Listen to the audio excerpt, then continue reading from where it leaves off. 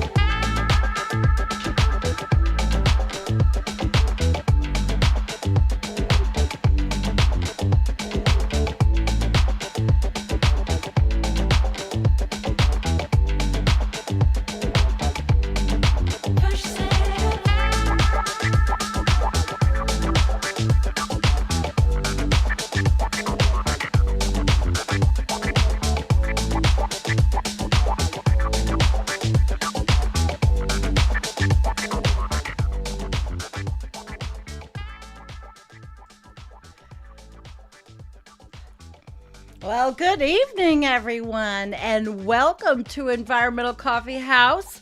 I am Sandy Shellis, and it's great to see all of you out there. We are live streaming on YouTube and actually on Twitch as well, which I can see from my phone. YouTube, Facebook, Twitch, and Twitter. And we have been. So it's pretty cool. And welcome, Antonio. Let me fix your name so it's like not in your face. How are you? How are you? I'm doing okay. I hope you are. I'm doing all right. I'm doing all right. It's great to see you. It's been a while. And yeah. How's everybody out there? Yay. Let's hear it for Antonio. It's great to have you back. So tell us what you've been doing while I fix up your zoom and pan a little bit. Yeah, well, I've just been consumed with work, and of course, like everybody else, the American midterm elections that are still underway, believe it or not. Yeah, I know they are, aren't they, in Arizona? And Arizona, Nevada, and the Georgia runoffs, and and in the state of California, oh yeah, House seats are still up for grabs, and so. Very much so, the American House and Senate and our climate hang in the balance. Oh, our climate hangs in the balance. It's been hanging in the balance for what? How many years? 50? 100? It's not really. It's not really hanging in the balance. That's just No, it's okay. It's swinging in the breeze. Swinging in the breeze. And we've got yeah. So guys, what we were going to do tonight is actually I have a video that I want to show, but it's a sort of a preparation video to bring you into the topic because I don't know how much you guys follow COP27. I know I am 100% immersed in it, and I am doing everything. If I was ever to get a year to go, it would have been this year. It's the business year. I was a businesswoman. So and if I don't know about Antonio, but would you have ever like to go to COP? Stuart Scott, who was a friend of mine before his passing. Show us the baby. He used to do the Climate Matters programming, which now it goes by a different name, but I should have remembered. but he used to go to the COP every year. And Yeah. he would have people like Jeffrey Sachs and Dr. James Hansen, Peter Yep. Wadhams, and other Yeah. scientists Oh yeah. on, including Paul Beckwith. And, I definitely did champion his cause. And we'll Of talk a little course bit you about, did. of course, the political dynamics that make it a little bit difficult for me to see how fruitful some of those endeavors were. Certainly at the Sheikh Egypt conference 27, there was some big differences that I think that people should have taken some consideration of as we were entering the so-called negotiations. So, All right. Well, we'll be talking about that. So let me get ready and play the video. All right. And everybody, this is the entree, so pay attention because this is your primer for the evening. There's no intermission. COP27 is a gathering where we need to get the finance on the table to support particularly the global south to join in the journey towards a decarbonized future. We need investments in climate adaptation, what I call climate resilience, to handle those extreme events like droughts, floods, and heat waves and fires that we cannot stop because we've already caused so much warming already today. So COP27 is the moment for us to have accountability. Are we delivering against the promises we made in Glasgow? Most countries in the world have net zero pathways. Most countries in the world have stepped up with regards to stop deforestation and reduce methane emissions. But now we need to have accountability and monitoring along those deliverables for every country in the world. So it's about money and it's about accountability.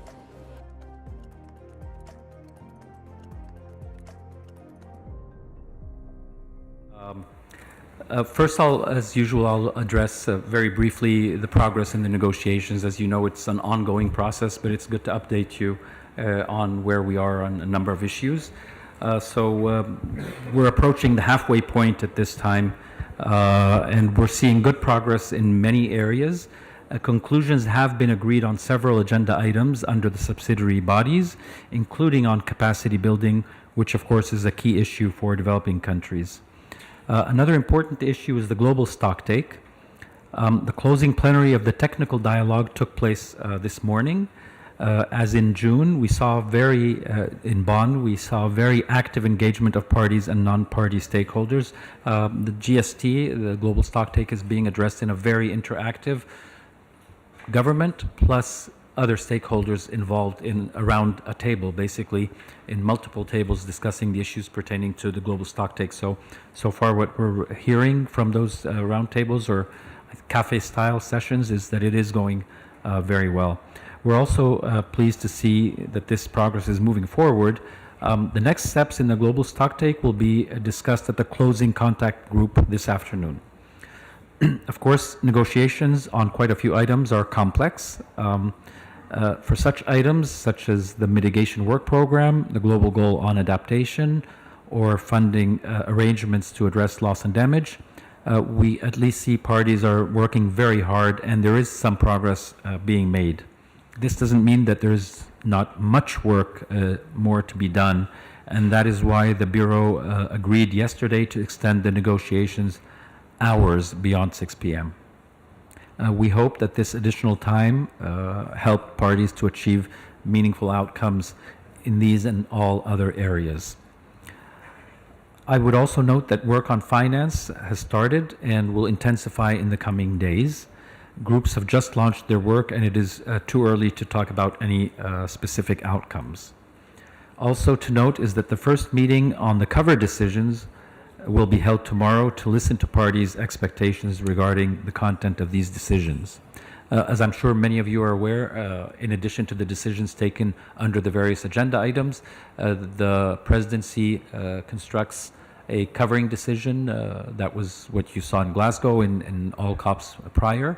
And the idea is to integrate the outcomes on the negotiating track with also contributions coming from various other events surrounding the negotiations to complement the overall picture and show whatever amount of progress is being made throughout the COP. We had two parallel thematic days. One was the Science Day, and the other was the Youth and Future Generations Day.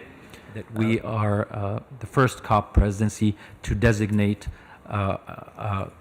youth envoy for the COP27 president. Focus, of course, on the importance of mobilizing youth while identifying youth-led practical solutions and policy actions across the board, and about pledges that have been made. This has been a theme of this presidency, that in addition to implementation, we articulate that notion a little bit more by saying from pledges and negotiations to action and implementation, because everyone has heard the pledges.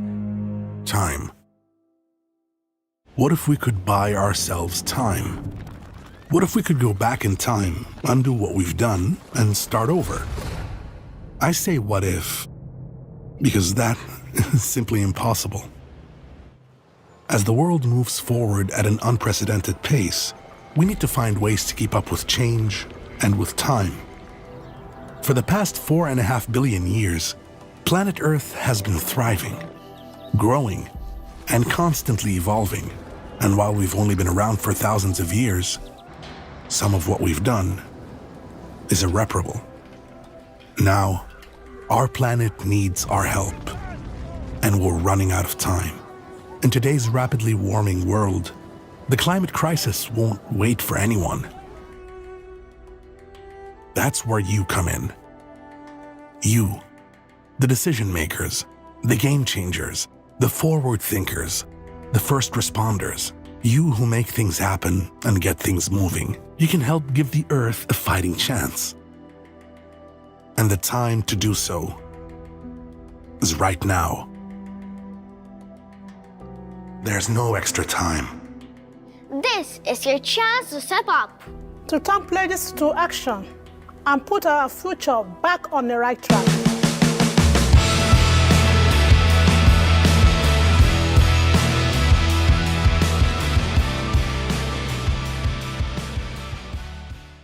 COP27 is a gathering All right. where we need to Let get me the shut finance that off. on the table to support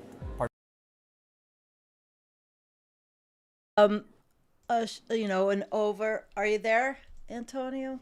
Did I lose Yeah, can you you? hear me? Yeah, I lost you in the overlay. I don't know why you're not in the overlay. Huh. Oh, well, everybody, I hope you liked that. I'm just going to fix the overlay and find out why he's not in it. So tell me, did it help everybody understand a little bit about, what's happening this year, this particular year? And Antonio, I'm going to fix this. What do you think, guys, out there? Scott says, watching Paul Beckwith at COP27, I was disappointed in the thing. It's just a convention selling things.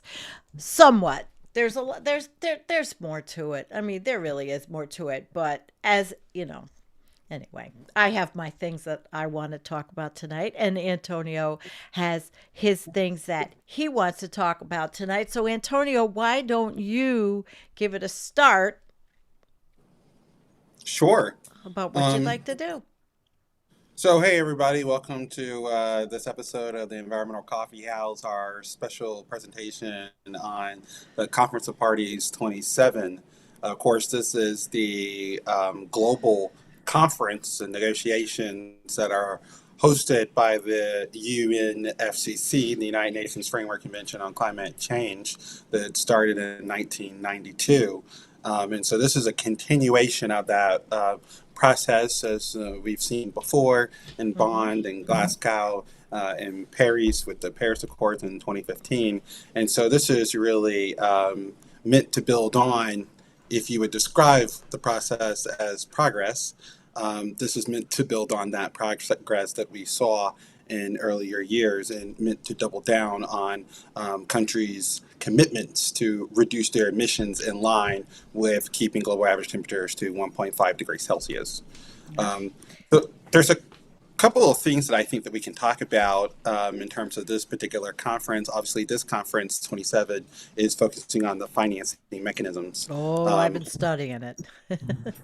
Which of course has been one of the most controversial pieces of the Yep. negotiation is how are we going to finance the mitigation and adaptation to climate change, not only in the future, of course, but to present what they call loss and damages that are occurring now. So one of the obviously big headline topics here is the $100 billion that countries had put together out of the Copenhagen conference in 2009.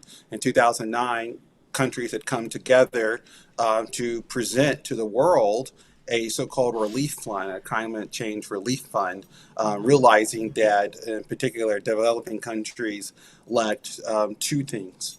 One, the funds, the capital to develop alternative energies, and two, the necessary funds to mitigate and adapt to the crisis as it's ongoing. Now, the numbers that were put forth, I thought at the time were completely scandalous, and I was saying it at the time that it was scandalous, and it was horrifically offensive. Oh my If God. we are going to take the climate crisis seriously, which I think that we should, the number that was Hmm. put forth and still is the number that we're talking about is $100 billion a year, which, by the way, countries are not have not Uh-uh. met their commitments. They're not And ponying up at all. not not like is expected. I mean, this whole thing is I just think it's important to break down numbers for people because when we talk about 100 billion, it sounds like that could be a pretty consequential number. Of course, it's $100 billion a year. But what I found is when I ask people numbers like how many billions are in a trillion, most people respond to me 9 times out of 10. They'll say something like this, 100. And I'll respond to them and say, no, because 100 billion is 100 billion and not a trillion. So how many billions are actually in a trillion? 1,000. 1,000 thousand billions are billion. in a trillion. Okay. Um, so you have to kind of that helps people, I think, grapple with the numbers we're talking about here. So we're talking about 1/10 of $1 trillion. Put that in perspective. The United States annual GDP is $23 trillion. Okay, so we're really talking about a horrifically inconsiderate sum of money that we're going to distribute to almost 4 billion people in the global south. Yeah. Um, And they are begging for the help. so think about this. This is the imposition that the rich world has put the global south in, and why we can't have equitable negotiations is because the rich world simply is not taking this seriously. Um, I mean, we're talking about really put that in proportion, folks, that $100 billion is 10% of a trillion, and the US economy is $20 trillion annually.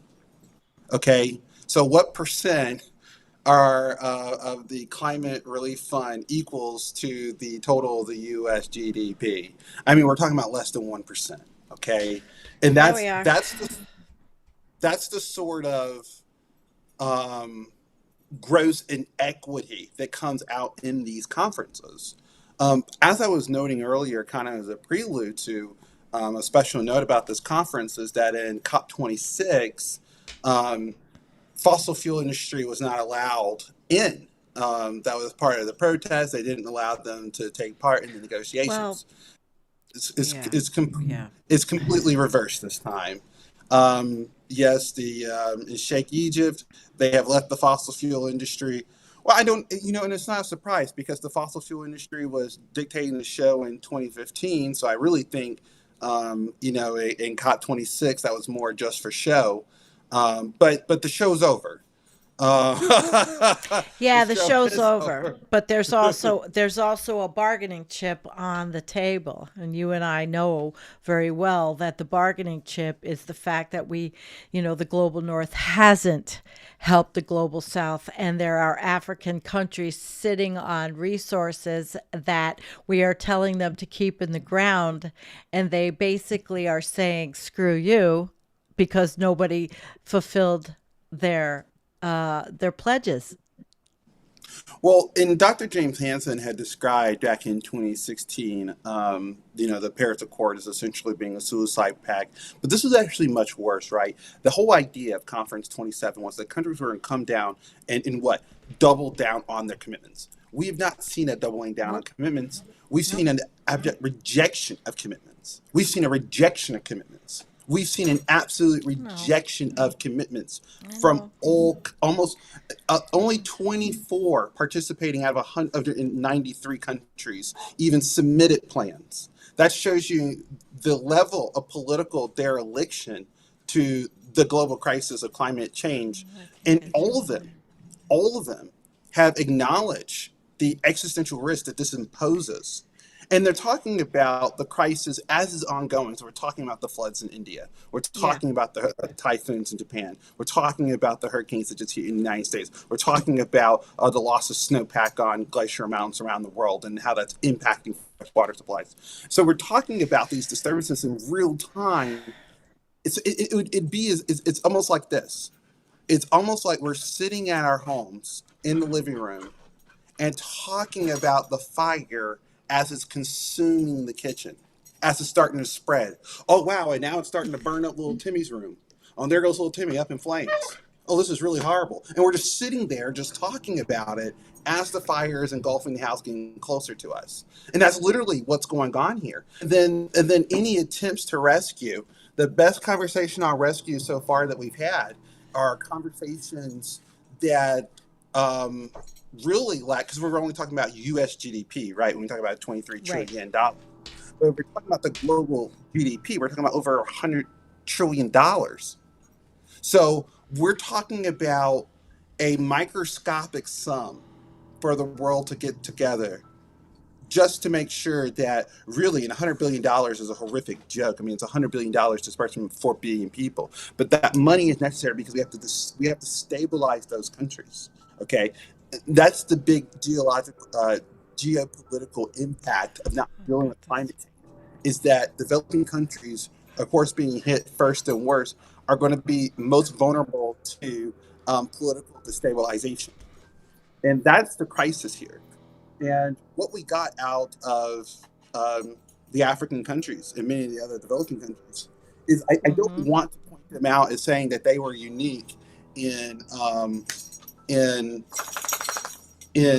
saying that they're going to continue to develop their fossil fuels. Yeah. So too are the rich countries saying that. Look at what China said. They said, well, we're going to try to peak by 2030. I mean, more and more are the words sounding less concrete. Of course, in 2015, when 2030 was 15 years away, oh, yeah, we're going to peak our emissions in 2030. Now it's like, well, we're going to try. Okay. And then what's going on in the U.S. plan? So in the U.S., we just passed a so-called infrastructure bill that completely ignores the fact that we're in a climate change crisis. Did it completely? Wasn't there? I thought you had said last time there were some things in there that were helpful, or did it change? Did they pare it down? No, it acknowledges that climate change is a problem. It doesn't acknowledge.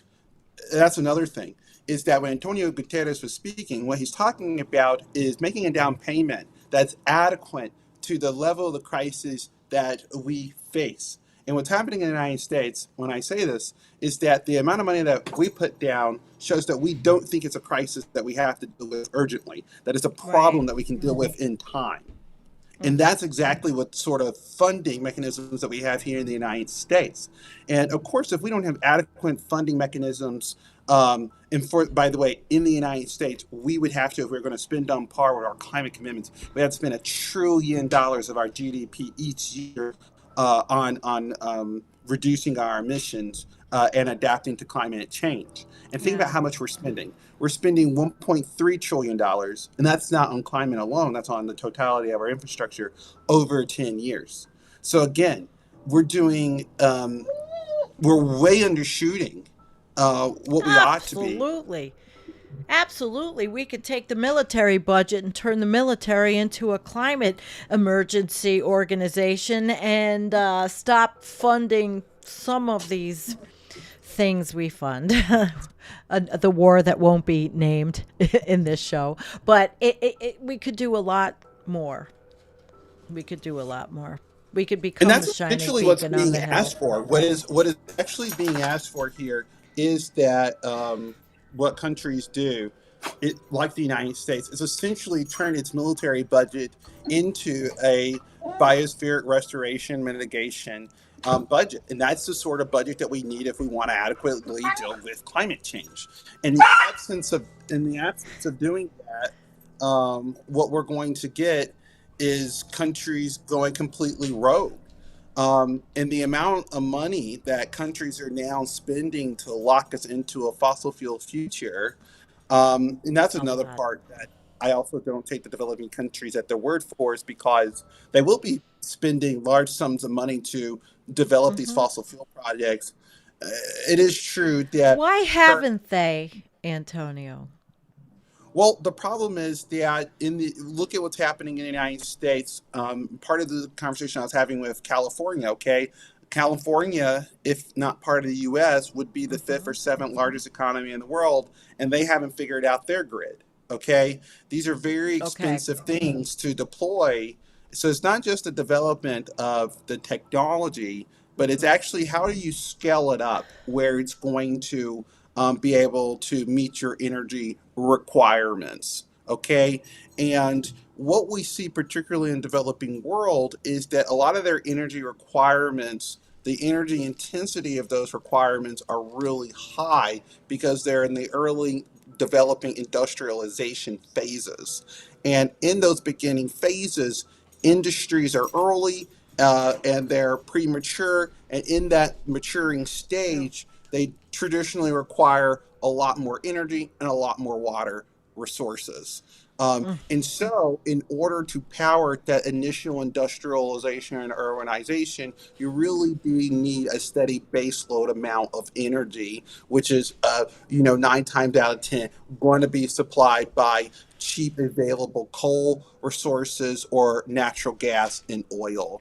And that's exactly what the African countries are saying, is that Yep. if you guys are not going to help us deal with these financing problems, then what we're going to do is go ahead and develop in the way that we know how, and that is to use fossil fuels.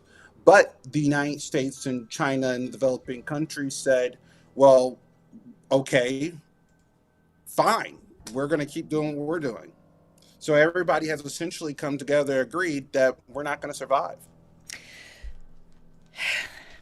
And not everybody. I mean, there are, okay, there's as I studied last year a lot more than this year, the capitalists. We don't have time from Sweden, and all of the people that have all of the green tech. And I did all that last year, but this year I'm studying more of what's on it, what the different titles were, and I couldn't get the overlay going to have your face in it. I don't understand. I wanted to show That's fine. You the can still show it. That's fine. We'll just talk through it.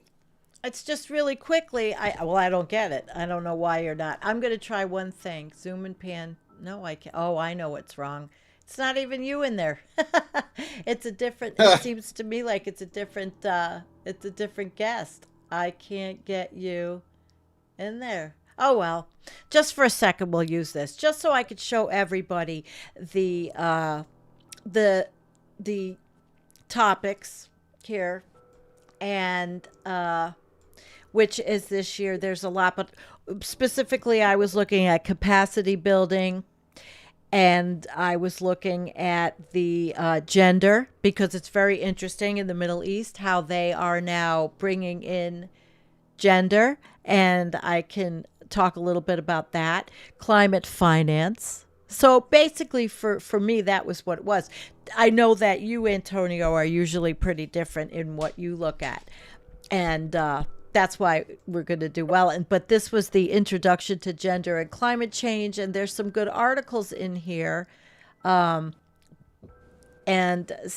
especially the African nations tell COP27 fossil fuels will tackle poverty. But that's the overview. So I'm going to bring you back, since I can't figure out why I can't get you in the overlay, and now I have to put you back in here. And your name is not Sandy Shellis, and we're having fun tonight. Oh, let me get you back. Oh, well, it doesn't matter. So now that I showed everybody the little 10,000 all the way up at the top looking down, Antonio? So, unfortunately, you're right. I didn't spend a terrible lot of time looking at other sections of the negotiations and the conference. I did spend most of my time looking at some of the numbers, the headline numbers, the funding Right. mechanisms, the micro funding mechanisms that countries were trying to employ in order to develop some of these technologies and also to deal with a lot of the mitigation strategies and Good. also the Let's consequences of go. immigration. So, what I found is that what's being asked for here is that um, so countries want to deal just as I was saying before, what countries are missing is funding for the development and research of these technologies, but also deploying them at scale. So what countries are asking for, which is why the negotiations in 2009 mostly fell apart, is because the $100 billion is simply inadequate, right? I mean, really, that would be $100 billion per country. Would be more adequate to the size of the scale and funding that we need in order to do this transition. But what they're talking about is major projects in the Sahara, for example, funding transmission lines. And these are very, very expensive fiber optic, massive undersea continental transmission lines to the African continent. And there's a lot of, colonialism that is being possibly criticized here too, is that they're talking about developing these alternative energy resources in the African country, but then they're also talking about exporting these energy resources. And so you think about, Let's you make think, money. right? Let's make money and not Bring people necessarily out of poverty. aim our But do you people. think it will? And that's another thing about this is that we also don't want to admit that bringing people out of poverty into the sort of civilization that we've created is making the energy question impossible, because it's already difficult enough to meet present demand. But demand is increasing. As Antonio Guterres, the Secretariat of the UN, said, we're about to reach our 8 billion mark, I think, this week or in a couple of days here. And Yeah. 8 billion is a lot of people. And these people are trying to live industrialized, energy intense lives. And that is going to require a significant amount of investment in the way that we develop our energy grids. Big And time. new countries that are coming online won't have the luxury. Well, I shouldn't say the luxury, but they won't have. They'll have to adopt more advanced systems, right? They're going to have to adopt systems that are going to be compatible with alternative energies in the way that alternative and intermittent energies and battery storage systems work. Okay, and that's another line in this, is that these systems don't, having solar, having wind is not a full system. Okay, you really do need backup chemical battery storage in order for these systems to work effectively or on par with their fossil fuel counterparts. Okay, so there needs to be a large amount of money invested in R&D and chemical battery energy storage. Okay, and another thing that was interestingly off the conversation or topic in the agenda here is the finance of nuclear energy projects. I know that that's controversial. Yeah, I didn't see it yet. Um, But right. privately, because this is a conference that's driven by the market. The whole thing is market or non-market based applications, and so it's going to be obviously market based if nuclear gets in, because I don't know if governments are going to sponsor that or not. I mean, they have to work with them. And right now, and so that people were clear, in the history of nuclear energy development, almost 100%, I don't know of any, so there might be some, but I don't know of any nuclear facilities that are privately owned. And if there were going to be privately owned nuclear facilities, I imagine that would be something that would happen in the U.S. Mm-hmm. I Not can see it. something, and it isn't happening in the U.S. 100% of our facilities are government owned and backed. Right. So uh, that might answer the question. We may not be talking about, and that's really a sad thing because um, without the development of nuclear energy as a massive baseload, I mean, it really leaves us up again to this idea of speculative future technology, right? We're going to have to pour in R&D, research and development, into new ways of chemical energy, battery storage, that we're going to have not just megawatts of storage, but we're going to have gigawatts of storage, and that's really something that isn't in the toolbox today, which means that really this transition is about to have a grinding halt. More critically, more importantly, is that what we saw during the pandemic, because of course this 27 is happening after the 2020 crisis, the Right. coronavirus crisis, and the shock that we had to global supply chains, is what we saw is that, and particularly when it comes to rare earth metals, the type of metals that are necessary for the development of these technologies, is that their supply chains are increasingly complicated. Okay, so that also means that the increasing complication is going to make it even more challenging to finance the transition. Oh, absolutely. I mean, the bulking that's happened, and the other, the others. We lost time with the President Donald Trump. We lost that time. So they didn't even, what did we lose, 4 years, really, basically? And so I'd say anyway. Well, I don't know if we lost those years or we were. I don't Just know, out because of the again, game. look at the. Well, you're right. We were totally out of the game as opposed to just in the game but not moving. So I mean, that's really where we are. I mean, this is critical, and this is something that we are trying to explain as part of the activist movement. Is that there's this idea that, well, okay, eventually, and this is what the moderates were telling us. Well, eventually, people are going to get serious on climate change, and there's going to be this go go go approach. No, this is a much more complicated transition. We were talking Oh about my in the God. '90s. We were talking about in the '90s. Okay, that this transition was going to take 100 years. That conversation has been left out of this. And that conversation was critical because that conversation was trying to understand the Holy technological crap. performance, right? Our ability to actually make the transition and get to net zero in a time that would not be disruptive to the way that our civilization works. Now we're completely out of time. We have to transform our economies. We have to transform the way that we get our energy in a way that's completely disruptive to the way that we do things today. Absolutely. I agree with you there. I agree with you there. So let me ask you a question about the the countries and the fossil fuel industry that's there. When they go to this COP, and I've been to very large conferences. I used to go to the Society of Human Resource Management conferences. I know there's so many moving parts to these things. I'm just wondering if you think all those moving parts are coming together, because that's one of the things on this is the cooperative implementation part of it from that, and the global stock take, which is the assessment part of how, basically how are things going. What do you think?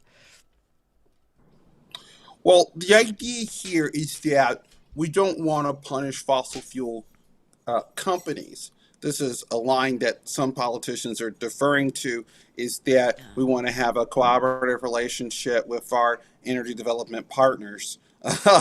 And what this really means is it would be okay if energy developers were actually committed to their green transition. But what we saw from people like British Petroleum BP, what we saw from Yeah. people like Exxon, is that they are willing to spend more money in green marketing than they are in green research and development. And so again, the activists are skeptical of, are these good faith actors? Do we really want to be acting cooperatively, engaging cooperatively with folks that are bad faith actors? And we Yeah. have to say on the behalf of the oil companies here and the fossil fuel industry in total is that this industry is absolutely bad faith. I mean, this is an industry that understood that we were running into crisis back in the 70s and then opted to run into the crisis. And so to come and work and try to hold hands and kumbaya with them is a completely irresponsible thing. What we have to do now is have concerted government effort that's willing to nationalize, and we have to start talking about this. We have to have a totally different agenda of the way to deal with this than the capitalists. The capitalists are talking about let the market decide. The market is deciding your Well, which children's. is what I was saying, because the governments can't possibly handle all this, and the market is already running away with a lot of things. Well, I They're think the governments they're. can handle this. The You do? governments can Okay. handle this if they had the will to do so. We And do have the will to make the transition, right? And we know how okay. to do it piece by piece. We could have targeted, for example, the transportation sector starting in the 90s, and we could have all been on not just lithium ion, but sodium ion and different battery technology. Imagine if we had 100 years of chemical energy storage, battery technology development Yeah. instead of internal combustion engine development, ICE. Um, but government Imagine. so if governments change their priorities and their funding mechanisms to those priorities, we could make real progress on reducing our emissions in some of these sectors. And it's important to note that in the absence of doing so, that it compounds, it's a wicked problem. It makes it more difficult, right? Because now we've accumulated more emission in the atmosphere, and now we have less time to deal with it. So if we were dealing with this on pace in the 1990s, we would have had over 120 years to lower our emission. And now that we did nothing from 1990 to the current period, we have only, now we have 8 years to lower our emissions. Yeah. So we're not going to, it's an impossible, It's it's a feat. impossible. It's But we're, impossible. and we're not taking it we're still not taking it seriously though, right? Just to speak to our commitments and what's happening here in the United States, there was a lot of talk about there are classes of countries, right? There are countries that are going to do the right thing no matter what. There are countries that will only do the right thing if other countries help and support and encourage them. And then there are countries that will only do the right thing if other countries are doing the right thing. And right now, the United States is supposed to be the world leader on this. And because we are really, there, we're acting complete dereliction of duty here, the rest of the world isn't going to lead, okay? And that is sad to say because, unfortunately, you would think that in the absence of a global leader, that someone else would rise up. China has been the closest to a possible alternative, but look at Yeah. what the Chinese are now steeped in. The Mm, Ukraine God, crisis has completely laid bare this what a mess. idea that, I mean, really, at the first sign of trouble, everybody is running and dashing. Well, first of all, nobody was close to their commitments in the first place, so I shouldn't say that we're running away from our commitments because we were never there. But I mean, completely in the opposite direction now. China is saying, listen, we're going to be committed to use to whatever energy resources we have, and we're dealing with brownouts and blackouts daily.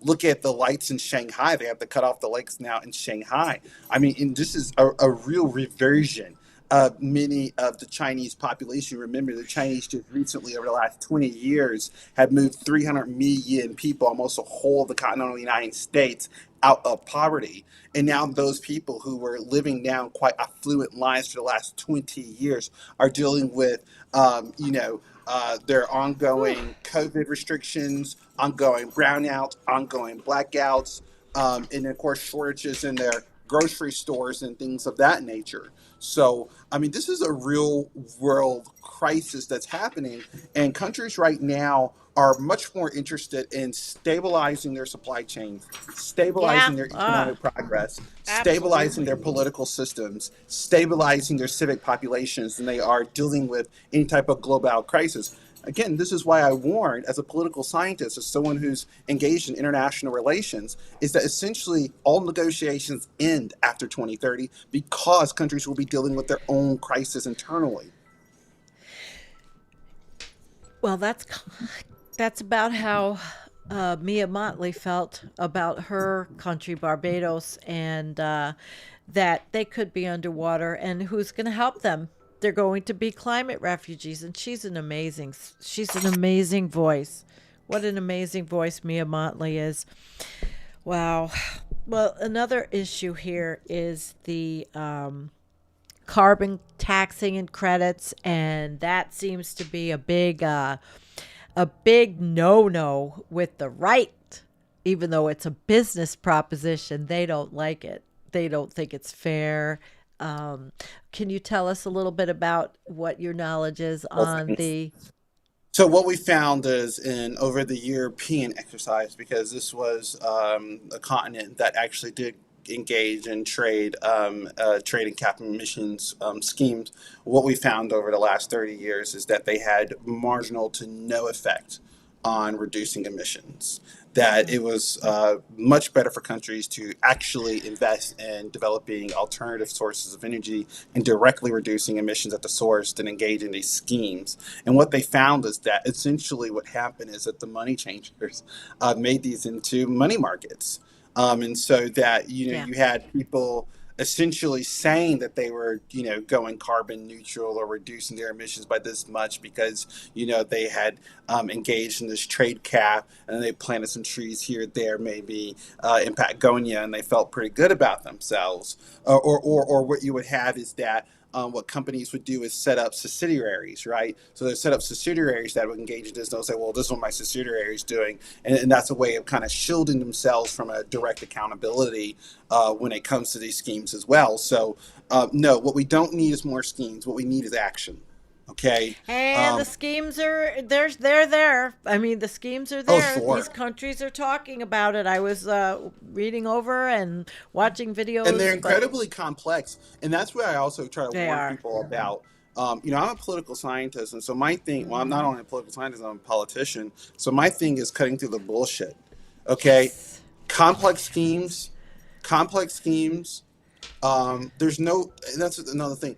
There's no inherent advantage to having a complicated system. Okay, so just because someone presents to you something that's extremely complicated, hard to understand, has multi prongs, that doesn't mean that it's better than a simple plan. Just like I was explaining to Americans on healthcare. We had Democrats saying, "Oh, we're going to expand the Medicare age requirement ability and the Medicare, Medicaid, and they're saying all this stuff." And I said, "No, no, no, Medicare for all. and people, Medicare for all. well, so that's what we need. We need systems that are The world effective, needs that that. are efficient, and that the populations can hold their governments accountable. And that's another thing about complex plans. Complex plans, you can't hold anyone accountable to a complex plan. You don't even know what the hell it is.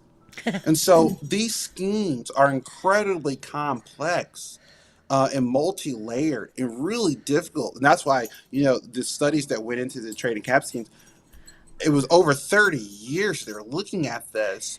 And what we found out again is that with all this action, robust action again across the European theater on these trade and cap schemes, yet almost no difference than if they just would have used that prioritization to focus on reducing their emissions at the source. So this is the sort of thing that I don't think we should do, that the fossil fuel industry is actually increasingly interested that we do. Because That's why they're there. right, Partially. because it takes our focus Yeah. off of eliminating emissions at the source. Now we can talk about these complex schemes that make us feel good at night without actually right? Yeah. So instead of actually shutting down your coal-fired power plant, now you'll plant 1,000 trees or 1 billion trees or 1 million trees or some amount of trees somewhere, and say that's the equivalent of taking the CO2 out of the atmosphere. Yeah, it kind of Or doesn't. It doesn't work. or even worse yet, you'll purchase land and say, well, I bought this land to preserve it so I can keep on with my industry. No, that just keeps us at the status quo. That literally just keeps us at status quo. So again, these schemes are really just different allowances for us to um, continue the development of fossil fuels. And of Yeah. course, we do know why they want this, why it's important for them to do this.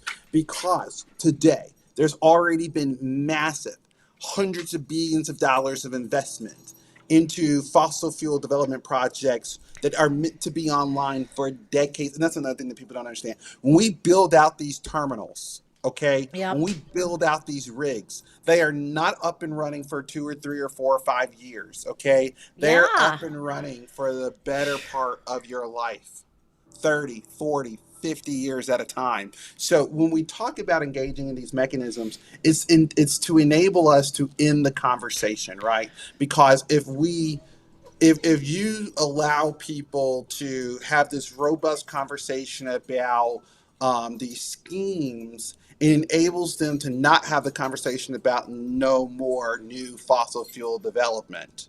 And so Right. you enable them to do these developments, and then you find out 30 years later that these schemes did nothing. But hey, these developments were developed 30 years ago, and they'll be running for another 10 years, 20 years from then. Okay, so that's the type of danger that we're locking ourselves into. Yeah, I just pulled up the market and what are the market mechanisms, and they on this, and I'm not going to read the whole thing, but it's talking about set a limit or the cap on the greenhouse gas emissions, and and I'll have all the links in for any of you who want to read this. It's very, they say, oh, there's a number of benefits to emissions trading. Flexibility is an important one. Companies can better plan their capital investments, and climate action in the medium and long term, knowing that in some years they can buy units to help meet their reduction targets. In other years, they might have units to sell. So actually, Antonio, it's like I look at that and I think, all right, years. They're projecting out. So are they projecting all these things out to like 2040 or 2050, Antonio?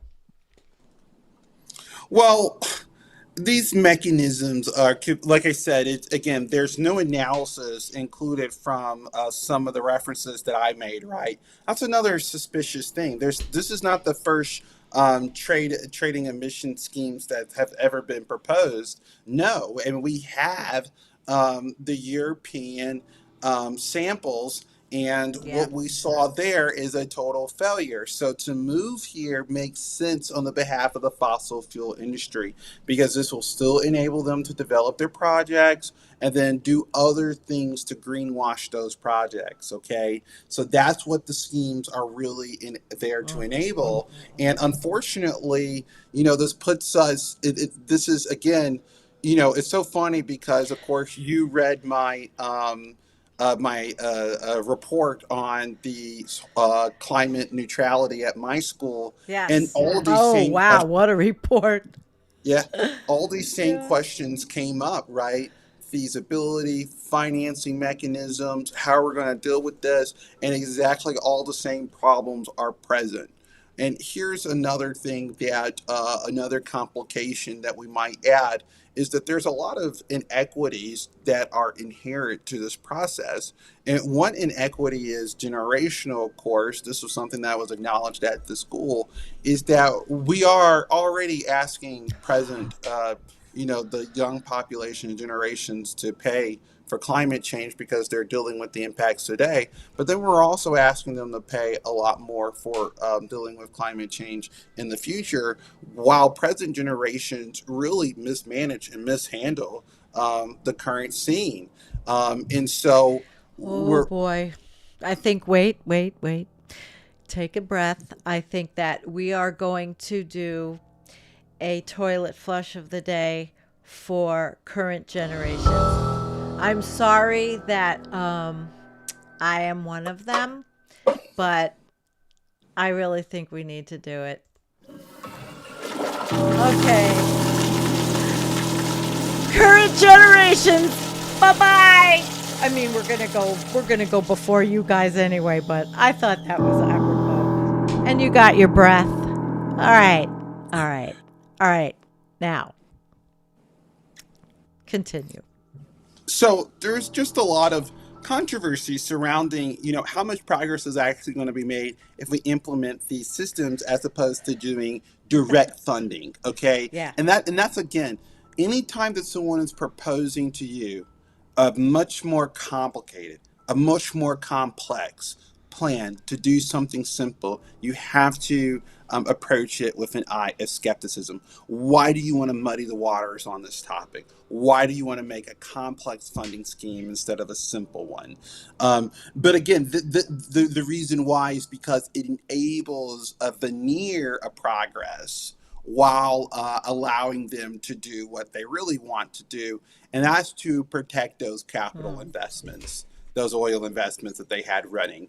And they That's what love what it's they about. just heard out of the African countries. I mean, they are probably snickering in the back rooms. Well, that was our whole plan, anyways, right? Was to Yeah, develop that's why fossil fuel. they're there. Yeah, so I mean, they're there to guide that process. I mean, I'm And sure. the people there, while they want to live a better life, there's a lot of activists out of Africa that are so amazing. They're just so amazing, these young people, and they they have to know that their countries are looking to do this, and it has to make But them it's a even. well. What are people going to say, Sandy? Are you going to tell people that if we don't build this coal-fired power plant down the street here, then there's not going to be power at the local hospital? Right, You right. can't. I am not arguing with you, hon. I mean, but No. that's the sort of situation that people are in, and it's Yeah. angry and frustrating. And unfortunately, our governments in the North are not committed to dealing with this crisis. We They are, say I they think, are. but I've been saying this for a very long time. The United Hmm. States plan is clear. Okay, the way that we're dealing with the climate change crisis is through our military. That is abundantly clear. Yeah, Okay, abundantly. and you can't make that any more clear. And other countries are now starting to realize that this isn't going to be a globalized effort. Maybe before the Ukraine crisis, China, like I said, could have led. And China's actually been doing a phenomenal job. They are the world leader in the development of solar. I mean, in terms of trying to help the world, not necessarily in terms of their own energy progress. And in that sense, they're actually horrendous. But China is the world developer, lead developer in solar panels, and they're the lead developer in battery technology, and they're the lead developer in wind turbines. Oh So in boy. that sense, and they're exporting these technologies, right? So in that sense, they are doing a lot more than the United States, and at least trying to, in some sense, in some terms, reduce the impact of CO2 or fossil fuel development around the world. And they send a lot of these exports to the African countries, and so that's been a positive. But of course, like I said, those technologies are really in their infancy and really can't meet the energy requirements that are necessary for a lot of developing countries. And so again, what we're really talking about is a complete change in the way that we're financing the transition. But again, I would call that into question. I don't think it's actually appropriate to use the terminology that we're transitioning, because on the whole, we are not. I showed No, you a we're not. graphic. I showed you a graphic earlier. I don't know if you want to pull it up, but if you could, Yes, about I will. Yes, about I where we're will. going in terms of coal use. But to be clear with people, no. I would have to say in total, it doesn't appear that we're really in a transition. This is a graph I want to show you between our coal power use capacity status from 2014 to 2022. And what you'll find here is that If you look at our operating capacity, it's remained essentially flat. I mean, that's hard to say that that's a actual transition. And then there's the announcements, which have been reduced, but these announcements are dubious at best. There are plenty new announcements for coal coming up, both in China and in India. What here I think is the main thing is the reduction in announcements in the U.S. part of the world. Um, but unfortunately, what this shows is that we're kind of locked in for a large part of our operating power. And there hasn't been almost any movement into reducing that. And the problem here is that what the world has saw, and I think these numbers are going to unfortunately go in the other direction in the year 2023 and 2024, is that countries have abandoned a lot of these pronouncements, realizing that they're going to, I mean, China just issued its own statements. It's going to dig for more coal so that they can prevent their blackouts and brownouts. India is doing that. And why? Because what we're finding is as we're dealing with climate change, and this is something that's been left out of the understanding of the financing of dealing with the crisis, is that each year dealing with the crisis is not the same. There's a arithmetic that increases not only costs in terms of money, but the challenge in terms of adaptation and mitigation. Okay. So not doing something one year and then doing it the next year doesn't give you the same feedback, okay, that if you would have done it the year before. And what we're finding is, for example, that as we're dealing with this situation of climate change, intense moments of heat tax the energy grid in a way that countries were simply not prepared for in their financing of dealing with climate change. In the way that grids are being taxed are making countries reconsider earlier development goals. And what we're seeing is as these new energy infrastructures are being taxed, that they are more vulnerable in some ways than our fortified traditional structures. But those systems are also vulnerable too. Look at what we saw in Florida, for example. And this is something that's really kind of alarming, is that there's more electric cars in Teslas driving around in Florida. Well, no one thought about what happens when there's a hurricane and there's storm surge and those cars get flooded out. Yeah. Well, when those cars get flooded out, what happens is over time, each and every one of those cars turn into ticking time bombs because of the salt corrosion. And so what happens is these cars just ignite maybe 2, 3, 4, 5 weeks after being inundated with salt water. And look at what firefighters are saying, that they have to put 10 to 20 times more water on these vehicles than traditional combustion engines cars when this happens. So imagine a future where we're dealing with, and again, we didn't think about this, right? This is not something on people's minds. Think about this where 90% of the cars on the road are electric instead of less than 1%.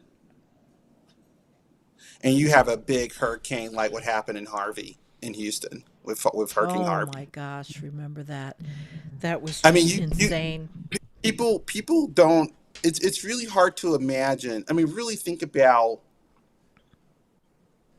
2 million vehicles or even 200,000 cars with these huge batteries combusting in your city. Yeah. You've no idea what that means for the crazy. Air quality disappears immediately. I mean, the air quality goes down immediately, but the amount of extreme toxins that these fires put into the atmosphere. I mean, guys, after this show, go and look up electric car fires in Florida from Hurricane Ian. It is horrendously here, and just to see like this is small scale. Like how many electric cars are even in Florida? You Yeah.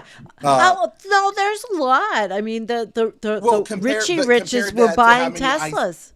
but compare that to how many ICE vehicles. That's what I'm Yeah. talking about. We have to scale this Yeah. up together. And that's what I'm No, saying. we have So not. even right now, in the very beginning of the transition, we're starting to see that there are things that we didn't necessarily prepare for, things that we didn't necessarily see. I mean, Yeah. dealing with ICE vehicles after a flood is a lot easier, right? You never almost hear Right. about spontaneous fires after cars get flooded out. No. But now that's a reality, Wow. right? So our grid, our energy systems are going to be challenged, and they're going to be challenged in ways that are increasingly more potent in the way that they impact us. And so these are things to really consider and think about as we're loop-de-doop-de-doo making these really top of the Do I have loop that sound budgets. effect? Wait, where's the loop de doop de doo? Oh, that this is the closest I have. Wait, the closest I have is it's this. The magical thinking. It's the same Oh, as okay. loop de doop de doo. Okay. I gotta find Right. loop de doop de doo. I'll find it. I'll find it. All right. I have a question. I have to find it back. Somebody had something. Oh shoot. Oh, so Dan asked, and hi Dan. He asked, what is it that they spray to get these fires out? PFAS? Seriously. Who Well, you know knows? what? I was watching, and I don't know, but the firefighters in Florida are talking about that they're actually undergoing special training on how to deal with this. So hopefully Wow. they actually do use. I won't. I don't know. I need to look into it a little bit more so I can answer that question more intelligently. But yeah, I Yes. did. There was a recognition by the marshal that there needs to be special trainings on how to deal with these fires, and that's absolutely true. And that's something that needs to happen. I think not only nationwide but globally because we are, quote unquote, moving to this transition. And again, when I saw those cars on fire, the fire was intense and the smoke looked very toxic. And I just scaled that up. Imagine if 200,000, and 200,000 is not a lot of cars. Think about how many cars are in a big city like Miami or a big Yeah. city Yep. like Houston, so thinking about, anywhere between 10,000 or 20,000 or 200,000 cars burning up this way. And I'm just thinking about, oh my God, what would that Think do to about the electric cars doing that in overseas. If let's say Pakistan had started having an electric Oh, car yeah. revolution. Think And you know about what? that. And there's And guess seawater what? that's happening all over. And guess what? When those countries, so that's another thing is there's going to be a tier between like our transition, right? So the type of electric Yeah. cars that people are going to buy in the U.S. aren't going to be the same type of cars that people are going to buy necessarily in India and in developing countries, and so their electric cars are probably going to be, look at what's happening in China. You see this a lot more in China. There's a much larger spread of the quality of electric cars. There's the Neos and the Think BYDs they're that everybody gonna knows about. explode. I mean, really, I this is a big concern. Just seeing this, like, and Yeah. it's a big Holy small shit. concern. It's a big small concern, right? Yeah. Because it's big in the sense of holy shit, this is scary. Like, there's another little thing that we didn't see, but it's also a really small concern to deal with in terms of all the other crises that we're going to Right. be dealing. All right, let's go to questions or comments that I have. This one. Now, I'll take this as it is, but Scott, if they put money into the Southern Hemisphere, the rich in those countries will steal it and still pump oil. What do you think about Well, I would that say comment? that's true in every hemisphere, right? I mean, Yeah. that's exactly what we just It's not saw with just- the pandemic. Crisis. That's exactly what's happening in the United States right now. I mean, we give our oil companies billions of dollars in subsidies. We take Yeah. them straight out of your paycheck and give it to the top CEOs on our oil boards. And what do? They're right now. They just told us that we're going to continue to price gouge the American people because they're Yeah, they idiots. did. They said the American people are idiots. They think that childcare is the reason why there's inflation, so we'll just keep on having our prices high. They're not going to even look at us. They're going to say that the market is God and God is ordaining us to do this, and nobody's going to question it. Nobody's questioning. So the oil company said we're going to raise gas as high as we can before anybody said it. And they were going to raise gas literally as high until somebody screamed, ouch. They're just going to keep on raising the gas prices. And then eventually when it hit over $5 a gallon, people were screaming out. And then the oil company said, okay, we'll lower it just a little bit, but yeah, we're going to keep it high as long as politicians will let us. I need some churchy music. All right. That was good. Channel Warhorse had asked before, 8 years, how is this political? I'm trying to remember where we were with that one. Do you remember why he would have made that? And anybody that has a question, put a Q. 8 years, how is that political? I don't understand that. It's 8 years to 2030. So I guess it's political and environmental and check all of the above, because 2030 is now when there's a lot of things that the COP people would like to see happen. I don't remember. Okay. Sorry, Channel Warhorse. Jackie, who just came back from volunteering with the Red Cross. Given the billions of damages I just saw in Florida, I don't think polluting numbers will have any money to pay. So polluting members, maybe I think she meant polluting members will have any money to pay for anything. So based on what's going on in different places, she just came back from Florida. Thank you, Jude. Well, yeah, I mean okay. So again, that's why I tried to do the analogy of, how much money is money, how many billions are in a trillion. So remember, how many billions did it cost in Florida? I mean, I'm not sure, but I would imagine probably 50 billion might be a number.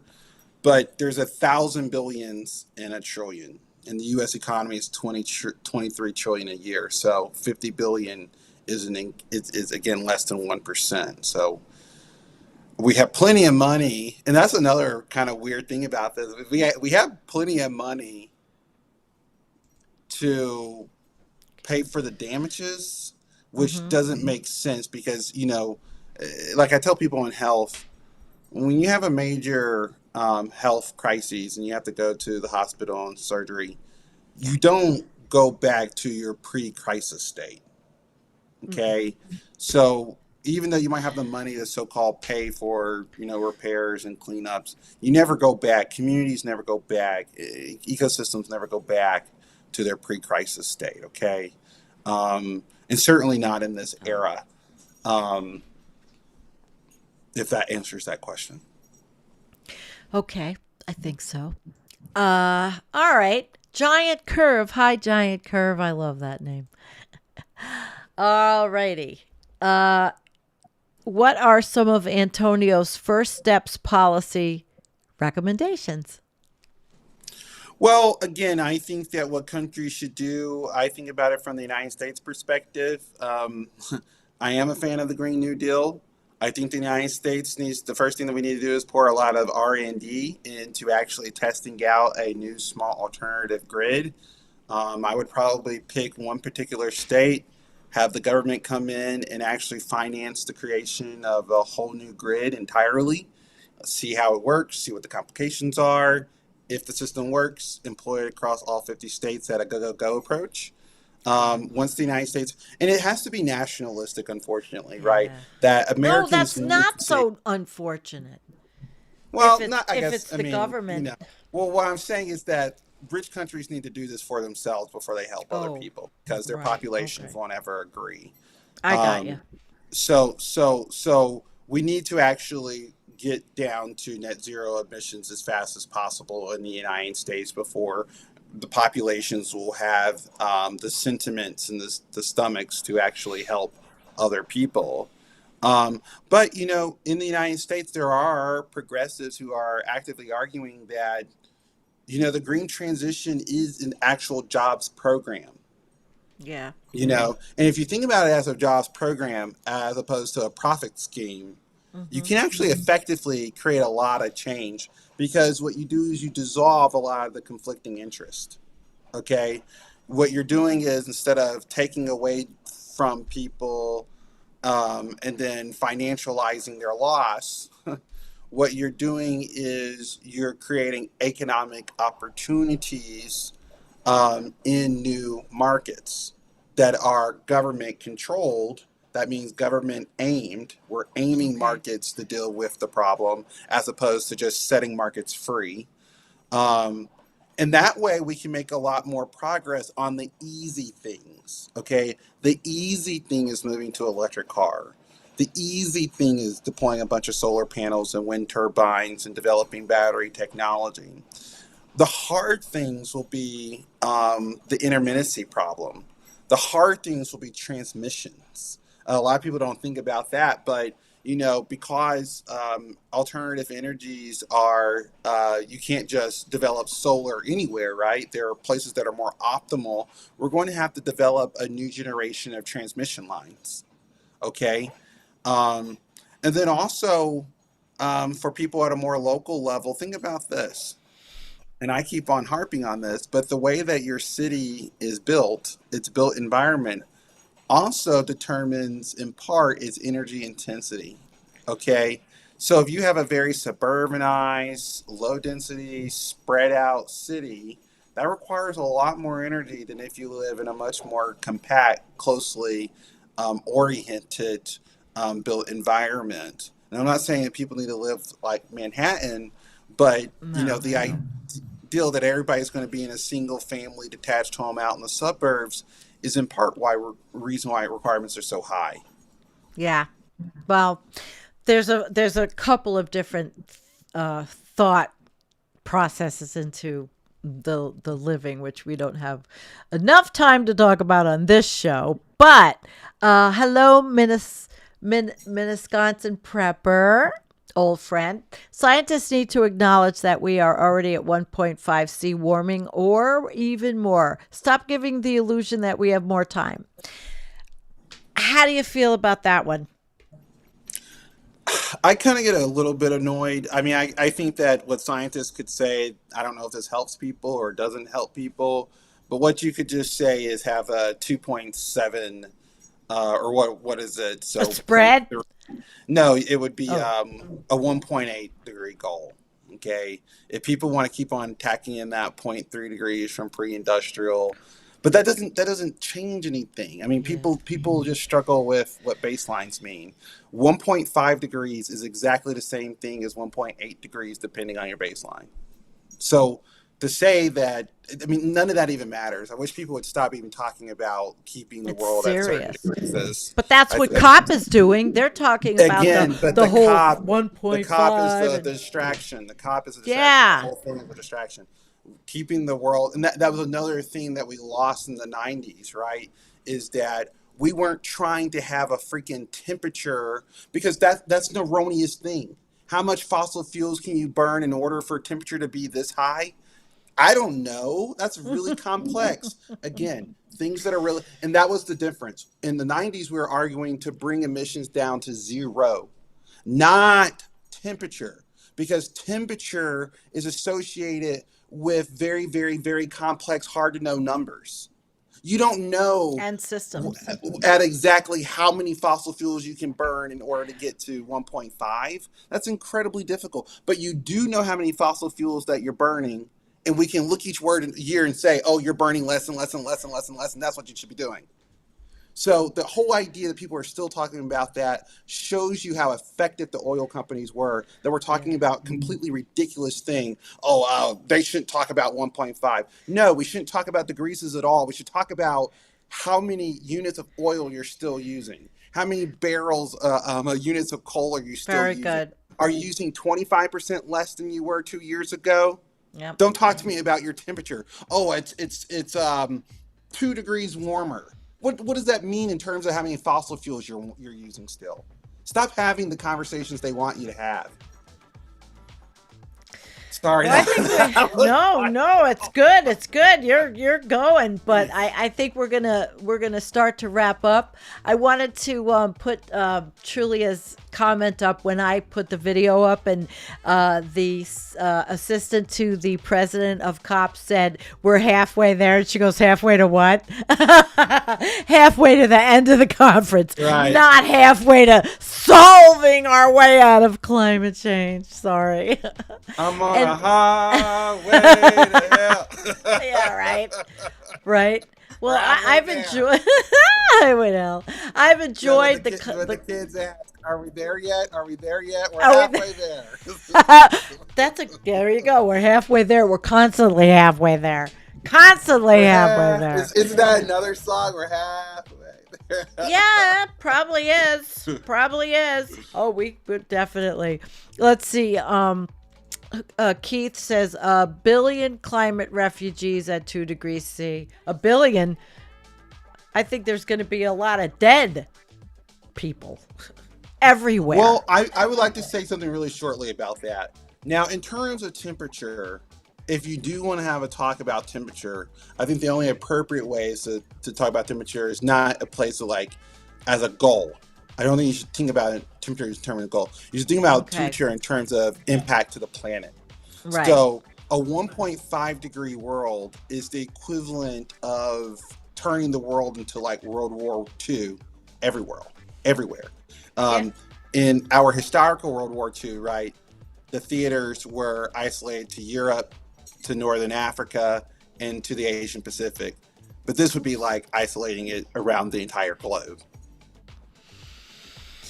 All right. Well, everyone out there, I want to thank you. I do want to remind you guys to like and subscribe. We're not monetized, so we don't get out there. Like and subscribe, share, buy us a coffee, all those good little channel thingies. Antonio, I really, really enjoyed this. I'm glad that you could make it, and I think 9:30 was just perfect for us. I do, because, I wish I could do it a little bit earlier, and I will try to shoot for 9 another time, but I really enjoyed but the you're working. presentation. Yeah. Right. You're working. And I really enjoyed the conversation as well. Yeah, so did I. All right, guys. Well, thank you very, very much. And I will see you on Sunday. And we're trying to keep with the schedule Sunday. And Antonio, you will be back soon, because we'll think about a follow-up to this when this is over, and see if there's any new developments. Stay tuned next time. Right. I hear you. All right. Thanks, Kameshwari Kate. It's nice to see you here, actually, too. So, all right, guys. Love you guys. Thank you so much. And we are out.